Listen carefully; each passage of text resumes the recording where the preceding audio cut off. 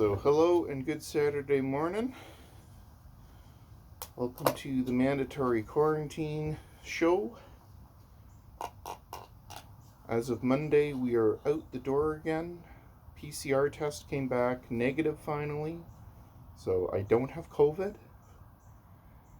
After 3 checks, you would think maybe. And my mother came by this morning. She dropped off this with the groceries. So I got my Tim Hortons coffee. So this is, I guess, both a episode of Weekend Coffee with Dr. Brown as well as an episode of the Mandatory Quarantine Show. Everything's going well. Obviously no symptoms because we don't have it. And we're looking forward to Monday to get out again. One of the things I've been seeing now is this talk about whether you can remove the vaccine from your system. And I guess this is some silliness going on in the States where they got people eating various things and taking the stuff of the idea that it gets rid of whatever hard metals are in the vaccine, which there aren't any, and whether they can remove it. Here's the thing with it. So when you get injected with a vaccine, whether it's the Pfizer, the Moderna, or the Sputnik, anything like that, what's happening is they're putting in a form of antigen. Now, this antigen can either be brought in via an mRNA strand, which your own cells then create the spike protein off of, or it can be introduced via a virus. So in the case of the Sputnik 5, it uses a virus from the adenoids, an adenovirus. And they use 2 different types. One is the type 26, stereotype 26, is the first shot of Sputnik 5, and stereotype 5 is the second shot of Sputnik. So if you just get Sputnik Light, that is really just subjecting you to the adenovirus 26 type. Okay. So that's basically what happens. Puts it into your system. With the adenovirus one, it infects the cell, it makes it create the spike protein out, and then your body goes through a normal process through it. In the Moderna one, it puts in the Moderna and the Pfizer, it puts in the RNA strand directly, and your body creates the spike protein.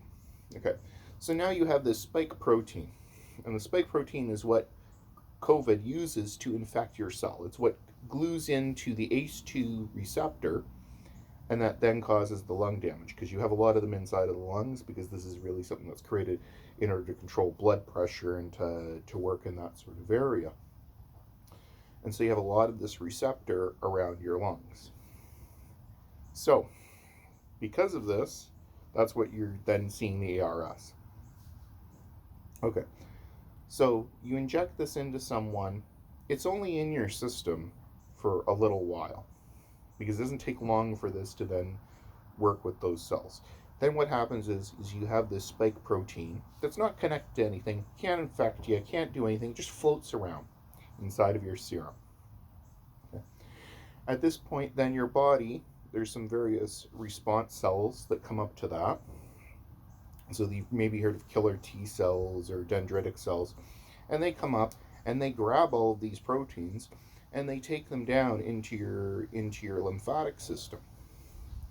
And inside of that system, it then introduces them to B cells, and B cells contain all the different types of antibody producers.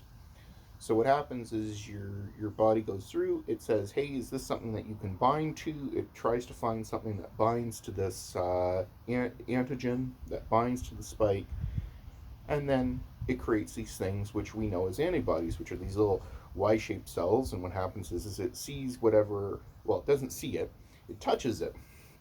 And when it touches it, if it latches on, it knows it to be that other thing. Okay.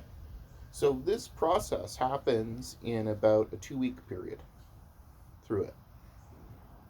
Well into that first bit of that 2-week period of that whole process, there's no more of this antigen inside of your system. It doesn't exist. So if you're a month on, if you're 2 weeks on, if you're, you know, there's nothing to remove. You can't remove this. The only thing that you could do to remove the vaccine from your system, even though there's nothing to remove, is go off and kill a bunch of B cells and give yourself autoimmune disorders. So it's a complete lack of understanding of the complex system that is immunity. This is a very complex system. And it's a system that is reacting to different problems every single day. Every single day. When you eat something, when you are out in the environment, when you scrape your knee, your immune system is reacting to these types of things. And if your immune system didn't respond to those things, then you're probably going to be a bubble person. Because that's how dangerous the exterior world is. Everything around us is coated with bacteria and viruses, and the majority of them do not harm us in any way because of our amazing immune system, all of the pieces of that. Everything from your body producing fevers to the mucous membranes to antibodies, all that is an amazingly complex system. So to even think that, you can go in there and with baking soda or whatever the hell they're telling you to do. I saw some where they were advising people to eat charcoal and all sorts of stuff. Like they're treating it as if you're subjected to some form of like exterior toxin, like you just drank bleach, which is not going to do anything. If anything, you're just going to have a really bad time in the washroom for a few days with it because there's no toxin or anything inside of it. It's just creating this antigen. It's proteins. And if you could remove proteins from yourself, then you're destroying yourself more than you're destroying whatever it is that you believe is happening with it. But it's an amazingly beautiful and complex system. And I think, if anything, we should educate ourselves more about how amazing and beautiful this system is and what it can actually do and the power that's inside of it. Because even when we talk about the vaccine, and you say, well, the vaccine gives you the antibody, it doesn't give you the antibody. It doesn't give you anything.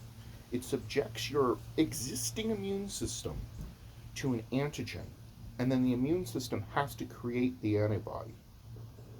That's all it's doing. And so whether you get this via a natural source, like you're actually infected with COVID, which can replicate and then kill you, or if you're subjected to this by we create the spike protein and we give you the spike protein on itself without any ability to replicate, doesn't change the process that your body is going through for the most part in terms of how does it actually go about creating the antibody. So that is just complete misunderstanding of even what a vaccine definitely is. And I think that part of this is we're not educating enough around what is the actual process that these vaccines are doing. We just say, oh, it gives you the antibody. No, it doesn't give you the antibody. It's injecting you with the antigen, and then your own natural response responds and does what it's supposed to do. So in terms of this, we say, we're not giving you a fake antibody. In fact, that's what we're doing when you hear about this monoclonal antibody treatment. In that case, we are giving you the antibody.